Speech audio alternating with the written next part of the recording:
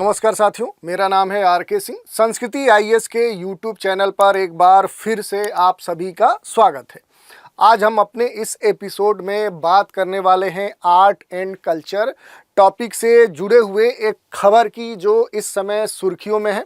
बात करें तो हाल ही में पुरातत्वविदों ने तमिलनाडु राज्य के तिरुपुर में इस डिस्ट्रिक्ट में क्या है कि 1000 वर्ष से भी पुराने एक मंदिर थलिकेश्वर, और इस मंदिर से अगर हम बात करें तो जो यहाँ पर बट्टे झुत्थू है और इससे जुड़े हुए 8 जो तमिल शिलालेख हैं उनकी खोज की है, उनको डिस्कवर किया है। और इस कारण से ये जो न्यूज़ है ये चर्चा में बनी हुई है। तो आज हम अपने इस एपिसोड में तिरुपुर के ये जो 1000 साल से भी अधिक जो पुराना मंदिर है, यहाँ पर ख़ास तौर पे जो बट्टे झुत्थू है, जिसको एक तरह से अगर हम बोले तो ये वर्णमाला है, एक लिपि है, ये खोजी गई है। तो आज इससे जुड़े हुए जो भी महत्वपूर्ण पहलू होंगे, जो तथ्य होंगे, जो आपके परीक्षा के दृष्टिकोण से भी महत्वपूर्ण हो सकते हैं, उन पर हम संक्षिप्त रूप से बात करेंगे। चलिए देख लेते हैं कि आखिर ये न्यूज़ क्या है।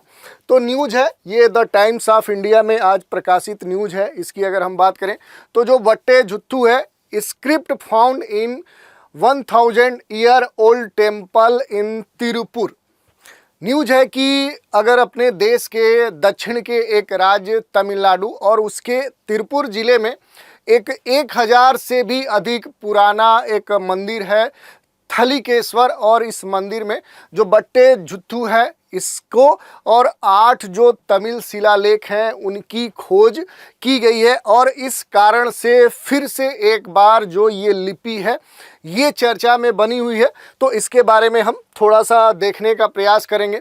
अगर कुछ महत्वपूर्ण बिंदुओं की बात करें तो ये जो खोज हुई है, अगर इसके संदर्भ में हम देखें तो जो वीर राजेंद्र जो पुरातत्व एवं ऐतिहासिक जो अनुसंधान केंद्र है, और इस सेंटर से जुड़े हुए जो इसमें काम करने वाले जो लोग हैं, जो एक्सपर्ट हैं, जो प्रोफेसर्स हैं या जो इसके मेंबर्स हैं, उन्होंने तिरुपुर जिले के कोडुई के पास में क्या है कि कोविल पलायम है, यहीं पर लगभग कहें तो 100 और कुछ आंकड़ों में 1000 वर्ष पुराना एक जो मंदिर है थलिकेश्वर, इस मंदिर में क्या है कि बट्टे झुत्थू जो प्राचीन तमिल लिपि है उसकी खोज की है, और इससे जुड़े हुए 8 जो तमिल शिलालेख हैं वो खोजे हैं। और इस कारण से ये लगातार चर्चा में है। अगर बात करें कि ये खोज कैसे हुई, ये जो अनुसंधान केंद्र है इनके सदस्यों को सूचना दी गई।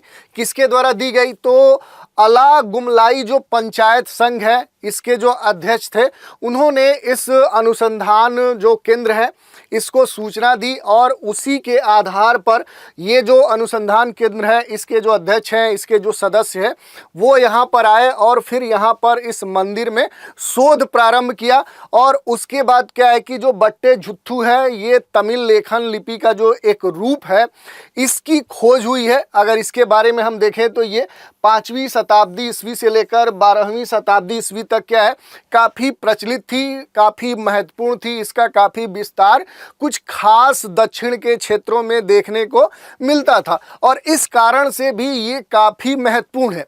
यही नहीं, अगर हम बात करें तो यहाँ पर जो थलिकेश्वर मंदिर है इसके बारे में ये कहा जाता है कि जो कोगू क्षेत्र है उसके प्राचीन ग्रेनाइट जो पत्थर हैं उनसे ये मंदिर बना हुआ है, और इस प्रकार के प्राचीन जो ग्रेनाइट पत्थर है उनसे बने हुए मंदिरों में से ये एक महत्वपूर्ण मंदिर है। यही नहीं, इसके बारे में या कहें तो जो शिलालेख है अगर उनकी हम माने तो जो मंदिर का निर्माण हुआ है ये क्या है कि मध्यकालीन जो शासक हैं उनके द्वारा किया गया। खास तौर पे जो चेरा शासक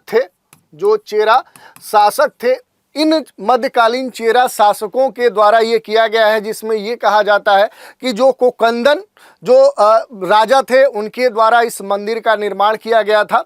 यही नहीं, ये भी कहा जा रहा है कि 9वीं शताब्दी ईस्वी में जो कोंगू क्षेत्र है उसके मध्य भाग पर ये जो चेरा वंश है इसका खास तौर पे शासन था, और उन्होंने ही इस मंदिर को जो थलिकेश्वर मंदिर है इसको निर्मित किया था। और इसकी जो कला थी वो काफ़ी वैभव वाली थी और इस कारण से ये काफ़ी महत्वपूर्ण मंदिर था। यही नहीं, अगर हम बात करें कि जो ये अनुसंधान केंद्र है, इसके जो सदस्य हैं उनका ये भी कहना है कि मंदिर को किसी भी कीमत पे क्या होना चाहिए, संरक्षित किया जाना चाहिए, क्योंकि कला संस्कृति के दृष्टिकोण से, विरासत के दृष्टिकोण से ये क्या है कि अमूल्य धरोहर है। और इसी कारण से जो यहाँ पर पुरातत्व विभाग के जो मेंबर्स हैं उनका ये कहना है कि कैसे भी इस मंदिर को संरक्षित किया जाना चाहिए, किसी भी कीमत पे इसको सुरक्षित किया जाना चाहिए। यही नहीं, अगर हम बात करें कि ये जो अनुसंधान केंद्र है, इसके जो सदस्य हैं रवि कुमार, उन्होंने ये भी कहा कि जब हम शोध कर रहे थे, शोध के दौरान हमें मंदिर के चारों ओर जो दीवार हैं उन पर पीठासीन देवता जो थलिकेश्वर हैं उनको समर्पित जो शिलालेख मिले हैं वो भी काफ़ी महत्वपूर्ण है। तो ये बातें कही गई हैं अनुसंधान केंद्र के जो मुख्य सदस्य हैं रवि कुमार, उनके द्वारा ये कहा गया है। यही नहीं, यहाँ पर ये भी कहा गया है कि ये जो मंदिर है इसके अर्ध मंडपम की अगर हम बात करें तो उस पर बट्टे जुत्थू जो शिलालेख है उसकी 12 पंक्तियाँ, 12 लाइन भी अंकित हैं, वो मिली हैं। और अगर हम बात करें कि ये जो पंक्तियां लिखी गई हैं इस खास लिपि में, तो इसकी अगर हम बात करें कि इसको जो पढ़ने की बात है कि आखिर इसको डिकोड कौन किया है, तो अपने देश के काफ़ी प्रसिद्ध प्रख्यात जो हिस्टोरियन या इतिहासकार हैं जो प्रोफेसर वाई सुबरयाल हैं, उन्होंने इस लिपि में ये जो लिखा गया है शिलालेख इसको पढ़ा था। तो इस तरह से क्या है कि ये एक तरह की नवीन कह सकते हैं कि इस समय खोजी गई ऐसी लिपि है जिसको अभी तक खास तौर पे डिकोड नहीं किया गया है, इसको पढ़ा नहीं गया है। लेकिन ये कहा जा रहा है कि प्रोफेसर वाई जो सुबरयाल है उन्होंने इसे पढ़ने में कह सकते हैं कि वो सक्षम है, उन्होंने इसको रीड किया है। तो ये हमने देख लिया कि इससे जुड़े हुए जो भी महत्वपूर्ण बातें हैं। अब थोड़ा सा बात कर लेते हैं कि बट्टे जुत्थू जो लिपि है, जो शिलालेख है, इसके बारे में थोड़ा सा हम देख लेते हैं, जो महत्वपूर्ण बातें हैं उन पर चर्चा कर लेते हैं।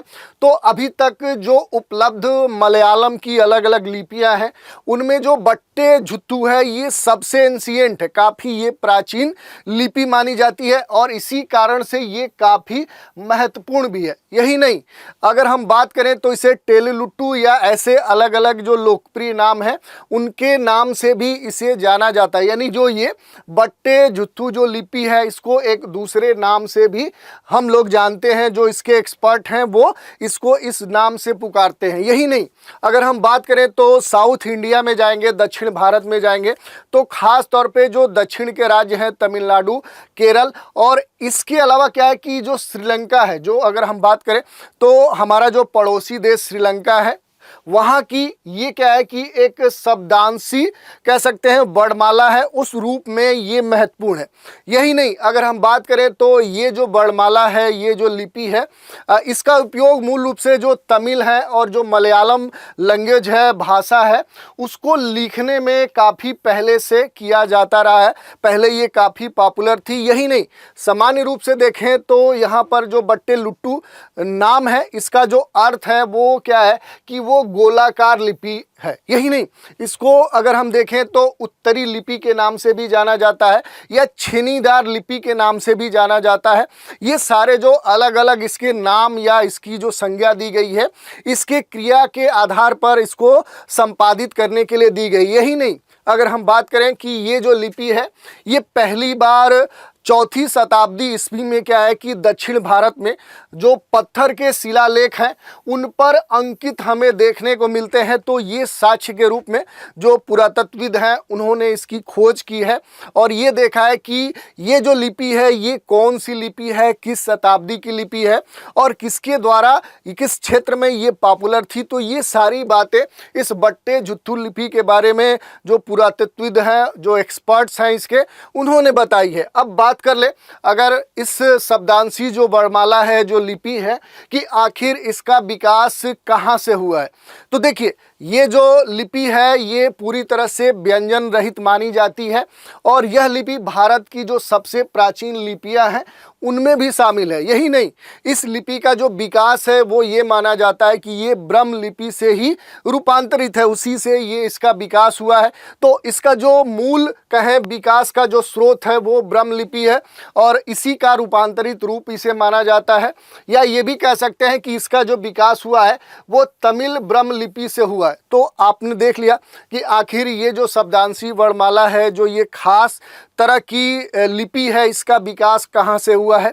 दूसरी अगर बात करें कि जो ब्रह्म लिपि है ये क्या है कि इसका जो प्रयोग है ये 3री शताब्दी ईसा पूर्व से लेकर 1ली शताब्दी ईसा तक क्या है कि पुरानी जो तमिल कहें अलग अलग जो व्याख्यान हैं, जो अलग अलग बुकें हैं, जो बहुत सारे साक्ष्य हैं, उनको लिखने में इस लिपि का उपयोग किया जाता है। तो ये तो लिपि महत्वपूर्ण है ही, इसके साथ क्या है कि ब्रह्म जो लिपि है ये भी आपके लिए महत्वपूर्ण हो जाती है। दोनों लिपियां आपके लिए महत्वपूर्ण है। इसके अलावा अगर बात करें कि जो बट्टे लुट्टू या जिसको अगर हम बात करें कि यहाँ पर जिस लिपि की हम बात कर रहे हैं ये क्यों इतना प्रसिद्ध है या आखिर इसका प्रयोग कहाँ पर होता था, तो अगर प्रयोग की बात करें तो 9वीं शताब्दी तक जो तमिलनाडु है इसमें तमिल और मलयालम लिखने के लिए इस लिपि का खास तौर पे प्रयोग होता था। और अगर हम बात करें कि जो दक्षिण का तटीय राज्य केरल है वहाँ पर बट्टे लुट्टू का जो इस्तेमाल है, जो इसका प्रयोग है वो 15वीं सदी तक क्या है कि इसका उपयोग होते रहा है, यानी कि लंबे समय तक ये इसका यूज होता था। यही नहीं, बाद में समय जब बदला, काफ़ी समय बाद इसमें बदलाव भी हुआ और मलयालम लिपि के रूप में क्या है कि ये रूपांतरित हो गई, ये परिवर्तित हो गई। और इसमें क्या है कि बहुत सारे जो ग्रंथ लिपि हैं उनसे भी कुछ वर्ड या लेटर उधार लिए गए, यानी इसमें काफ़ी बदलाव हुआ, जिसके कारण से जो अन्य सोर्स थे उनसे भी कुछ कह सकते हैं कि इसमें कह सकते हैं सोर्स के रूप में, स्रोत के रूप में इसमें रूपांतरित करने में भी मदद मिली। यही नहीं, अगर हम बात करें तो जो बट्टे लुट्टू है इसे कोले लुट्टू लिपि का भी विकास हुआ। तो ये देखिए, ये पहली लिपि है और इसी से क्या है कि एक दूसरी लिपि का भी संबंध बनता है। और ये जो दूसरी लिपि है इसका जो प्रयोग है ये 19वीं शताब्दी तक केरल में विशेष रूप से जो ईसाई, जो क्रिश्चियन हैं वो और जो मुसलमान हैं उनके द्वारा बड़े स्तर पे किया जाता था। तो ये हमने देख लिया कि जो बट्टे लुट्टू लिपि है आखिर इसका प्रयोग कहाँ पर होता था और इसमें समय दर समय कैसे रूपांतरण हुआ और उसके बाद फिर से इससे कौन सी लिपि का विकास हुआ। तो ये हमने देख लिया कि जो चर्चा में इस समय है कि तमिलनाडु में जो यहाँ पर अगर देखें तो जो तिरुपुर डिस्ट्रिक्ट है यहाँ पर जो एक काफ़ी पुराने थलीकेश्वर जो मंदिर है वहाँ पर बट्टे झुत्थू जो एक लिपि है और 8 जो तमिल शिलालेखों की खोज की गई है जिनकी चर्चा आजकल खास तौर पे हो रही है। तो इनके बारे में संक्षिप्त रूप से जो भी महत्वपूर्ण तथ्य थे उन पर हमने बात की। तो आज के इस एपिसोड में इतना ही। नए एपिसोड में एक नए विषय के साथ फिर मिलेंगे, तो आप हमारे साथ बने रहें। इसके लिए धन्यवाद।